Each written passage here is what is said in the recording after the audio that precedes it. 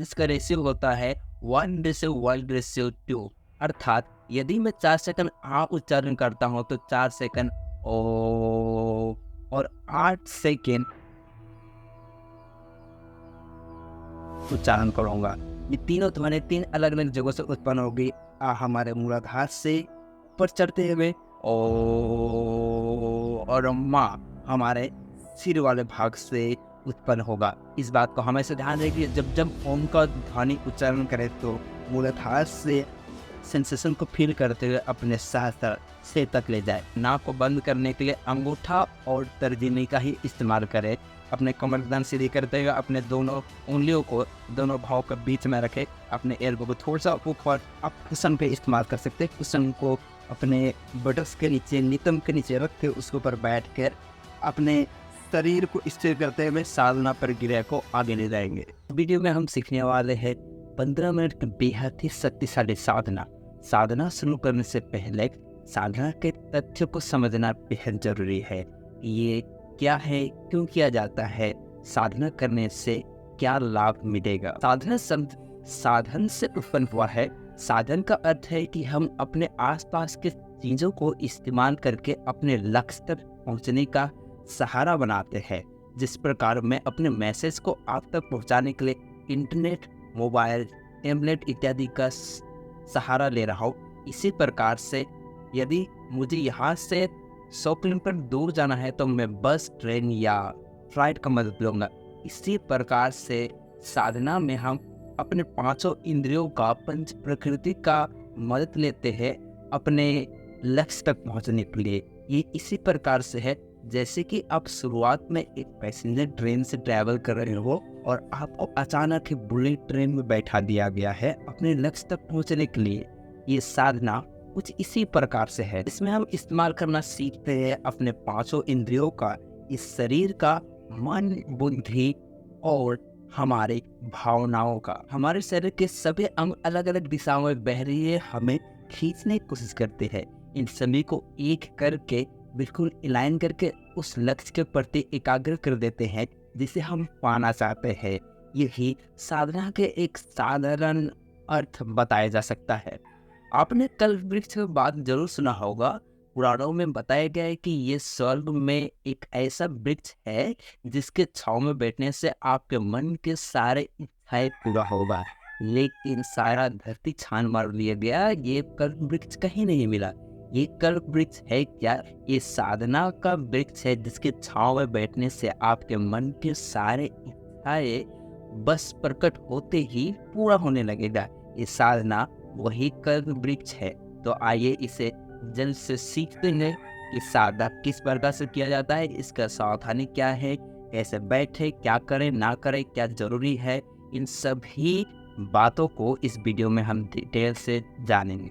इस साधना प्रक्रिया में कुछ खास बात हम सीखने वाले हैं जिस पे हमें ध्यान देना बहुत जरूरी है कि हम किस प्रकार से बैठे, हमारे गर्दन, हमारी कमर, हमारी स्पाइन किस प्रकार से सीधा हो, कंधा को बिल्कुल रिलैक्स करें और ओम ध्वनि का जाप हमें किस प्रकार से करना है। धीरे धीरे इस प्रकार से शरीर को स्थिरतापूर्वक बैठते ही हमारे शरीर में अवेयरनेस आना शुरू होता है। इस साधना प्रक्रिया को 5:5:5 बांटेंगे, यानी कि 5-5 मिनट करके हम इसे 15 मिनट की साधना में बांटेंगे। साधना शुरू करने से पहले 4 सबसे महत्वपूर्ण बात कि आपका पेट खाली होना चाहिए। दूसरा, बिल्कुल कंसिस्टेंसी में ये साधना होनी चाहिए। तीसरा, कि कोई हॉलीडे नहीं, चाहे सैटरडे, संडे या फिर कोई त्योहार हो, कोई हॉलीडे नहीं होना चाहिए। चौथा और सबसे महत्वपूर्ण, एक फिक्स टाइम होना बेहद जरूरी है, नहीं तो साधना आपके लिए बिल्कुल काम नहीं करेगी। तो चलिए आइए वीडियो बिना देरी किए शुरू करते हैं। अगर आपको इस प्रकार से बैठने में समस्या होता है, आप ज़्यादा लंबे समय तक नहीं बैठ पाते हैं, तो आप कुशन पे इस्तेमाल कर सकते हैं। कुशन को अपने बटक्स के नीचे, नितंब के नीचे रख के उसके ऊपर बैठ कर अपने शरीर को स्थिर करते हुए साधना प्रक्रिया को आगे ले जाएंगे। तो आप कुशन में बैठते हुए अपने कमर गर्दन को बिल्कुल सीधा कर लीजिए और कंधा को बिल्कुल रिलैक्स करें। ध्यान रहे आप अपने तर्जनी और अंगूठी के टिप को मिलाकर इस प्रकार से ध्यान मुद्रा बनाए और बाकी 3 उंगली बिल्कुल सीधा। दोनों हाथों को अपने घुटने में रखते हुए अपने दोनों हाथ की हथेली ऊपर की तरफ, इस हाथ को इस तरह से नीचे नहीं रखना है, हाथ की हथेली हमेशा ऊपर की तरफ रखें। कमर गर्दन बिल्कुल सीधा और कंधा को बिल्कुल ढीला छोड़ दे, हाथों को भी इस प्रकार से ढीला छोड़ते, चेहरा में कोई तनाव नहीं। अपने पैरों के सहारे किस तरह से बैठना है, तो सबसे पहले अपने पैर को इस प्रकार से मोड़ते हुए अपने जनन इंद्रिय में लगा लें। दूसरे पैर को मोड़ते हुए उसको ऊपर रखें और पुनः अपने जनन इंद्रियों के ऊपर ही टच कर ले। ठीक है, अपने पैरों को इस तरह से रखें और दोनों हाथ को घुटने में रखते हुए ध्यान मुद्रा में कमर गर्दन सीधी करते हुए बैठ जाए। कंधे में कोई तनाव नहीं, चेहरा में भी कोई तनाव नहीं, बिल्कुल सीधा और स्थिर पूर्वक बैठना है। यदि आपको इस तरह बैठने में एक पैर आपका जाम हो जाता है, सुन्न हो जाता है, तो आप पैर को बीच में इस तरह से बदल सकते हो और आंख बंद करते हुए अपने दोनों हाथों को घुटने में रखे ध्यान मुद्रा में और बिल्कुल स्थिर बैठ जाए लंबे समय के लिए। ब्रह्मनाथ ओम का जाप कैसे करें? शास्त्र बताती है कि ओम ध्वनि से ही ब्रह्मांड की उत्पत्ति हुआ, पर कैसे? जिस प्रकार से मैं बोल रहा हूँ और मेरा जीभ ऊपर टकरा रहा है अपने तालू में और नीचे, जिससे आवाज उत्पन्न हो रहा है और आप तक वो आवाज पहुंच रही है, उसी प्रकार इस पूरी सृष्टि में कोई ध्वनि तभी उत्पन्न होता है जब कोई दो चीज आपस में टकराता है, तभी वो ध्वनि उत्पन्न होता है। लेकिन ओम शब्द, ओम ध्वनि को उत्पन्न होने के लिए दो चीज का टकराना जरूरी नहीं है, वो अपने ही जगह स्थिर रहते हुए वो ध्वनि उत्पन्न होता है। ओम ध्वनि को बोलने के लिए, ओम शब्द को बोलने के लिए मुझे जीभ की भी जरूरत नहीं है।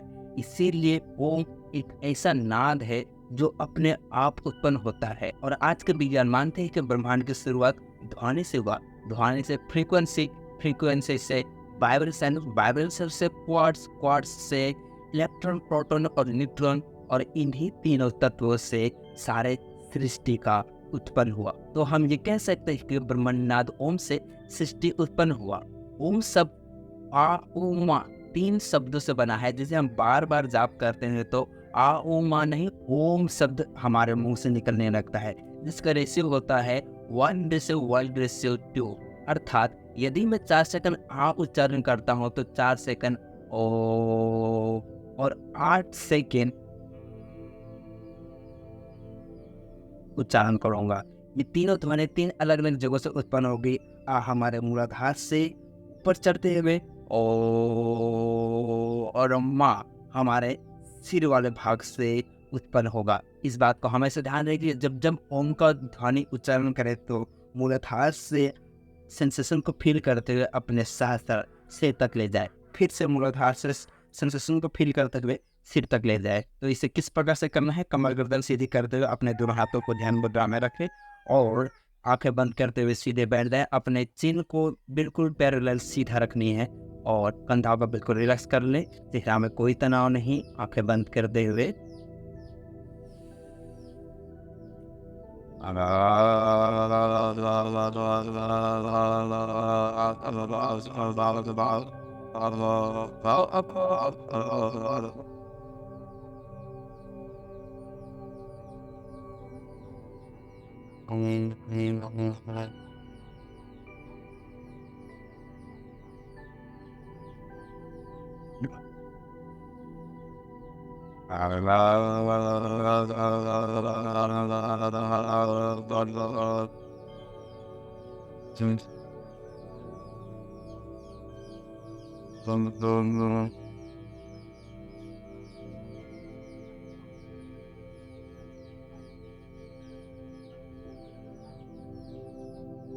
इस प्रकार से ओम का जाप बिल्कुल लय के साथ करें, कोई जल्दबाजी नहीं, कोई हड़बड़ाहट नहीं कि आप जल्दी करेंगे तो जल्दी खत्म हो जाएगा, बिल्कुल नहीं। रिलैक्सेशन के साथ धीरे धीरे लय के साथ करें।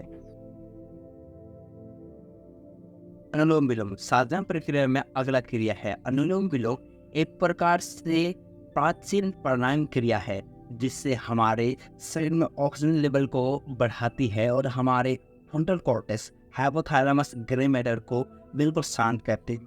हाथों को विष्णु मुद्रा बनाते हुए अपने नाक को बंद करने के लिए अंगूठा और तर्जनी का ही इस्तेमाल करें।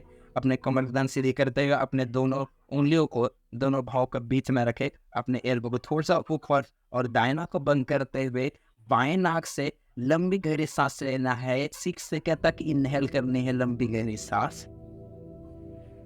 और 6 सेकंड से दाएं नाक से छोड़नी है लंबी गहरी सांस। उसी प्रकार से जहां से आपने छोड़ा उसी नाक से लंबी गहरी सांस 6 सेकंड तक लेना है, और 6 सेकंड तक लंबी गहरी सांस छोड़ना है लेफ्ट नॉस्ट्रिल से। इस प्रकार से अल्टरनेटिंग नॉस्ट्रिल ब्रीदिंग को हमें अगला 5 मिनट तक अभ्यास करनी है। ध्यान रहे कि इस ब्रीदिंग करते हुए अपना हाथ को 1-2 मिनट के अंदर नीचे ना लाए। यदि आप 1-2 मिनट में आप श्वास ब्रीदिंग पैटर्न को रोक लेते हो तो आपको आगे फिर 5 मिनट तक करना होगा। यदि आप 3 मिनट रुक जाते हो तो आगे फिर आपको और 5 मिनट करना होगा, तभी ये साधना प्रक्रिया सफल होगी। इसलिए बीच में कभी भी ये रिदम को ना तोड़े और हमेशा ध्यान रहे कि आपका आँख हमेशा बंद रहे। यदि आप दाएं हाथ से थक जाते हो तो बाएं हाथ का इस्तेमाल कर सकते हो। इस प्रकार से यदि आपको और ज़्यादा समस्या है तो अपने दायां हाथ के एल्बो के नीचे अपने हाथ को रखते हुए इस प्रकार से अनुलोम विलोम का अभ्यास करें। साधना का अंतिम पड़ाव में हम सीखेंगे धारणा प्रक्रिया को। धारणा हम अलग अलग चीज़ों में करते हैं, रंग, रूप, आकार, रंग और ध्वनि इत्यादि में अपनी धारणा को उसमें टिका देते हैं। तो हम इस वीडियो में अपने श्वासों में धारणा को टिकाएंगे।